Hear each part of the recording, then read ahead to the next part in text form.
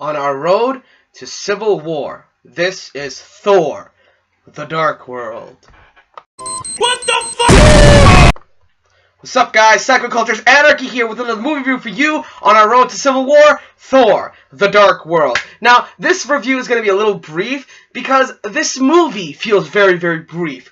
It really, in all honesty, is just a filler kind of movie. Just like Iron Man 2 was for Phase 1, this is Phase 2's filler. Because while it really didn't change much in the scope of the character of Thor, the only advancement in the overall, the general plot of the entire Marvel Cinematic Universe was the introduction of the Ether, aka the Reality Stone, the Infinity Stone that Thanos will eventually use in Infinity War.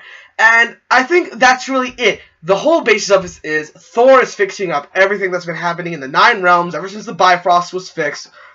Loki is imprisoned, Malekith and his Dark Elves has returned, and then we just get fight, blah blah blah, Thor saves the day, yada yada yada, collateral damage, things that they will add to Civil War.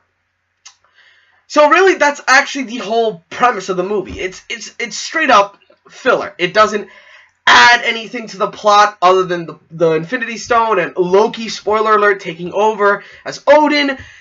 And I think that's it, really. It just, when you look at it in the grander scheme of things, that's all this movie does. It's a filler. So let me reiterate. The premise is Thor, he is fixing up everything in the Nine Realms, finishing with Vanaheim. He goes back to Asgard, and then the Dark Elves awaken. The Dark Elves were once the original enemies of Asgard. They originally tried to return the universe to darkness, but sadly, King Bor, Thor's grandfather, stopped it. And now that they're back, they're here to attack and, take over the universe again. The convergence is coming along at a perfect time. It's time for the Dark Elves to come back and strike and take over the universe. And Thor has to stop it. He has to team up with Loki reluctantly because he knows about some of the things that goes on, like other pathways to other worlds without the use of the Bifrost. So, other than that, this movie is just a basic by-the-books kind of movie. Now, Chris Hemsworth as Thor is fantastic, like always, and his interactions with Tom Hiddleston Loki is great. What's it called?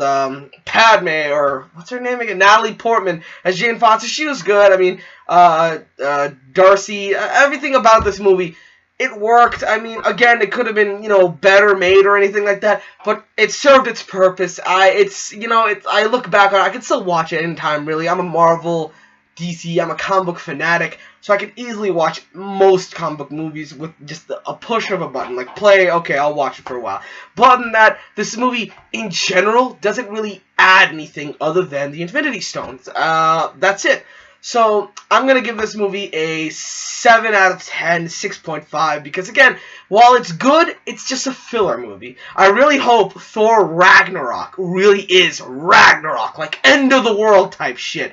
And I really, really hope that, it doesn't, go the route of the Dark World, because the first Thor I really, really liked. It was probably one of my favorite Phase 1 movies, but this movie, it was only filler. That's all there is to it. If you want to watch it, go ahead, get caught up on it, but it doesn't really add much to the overall scheme of things other than playing into Infinity War and Civil War.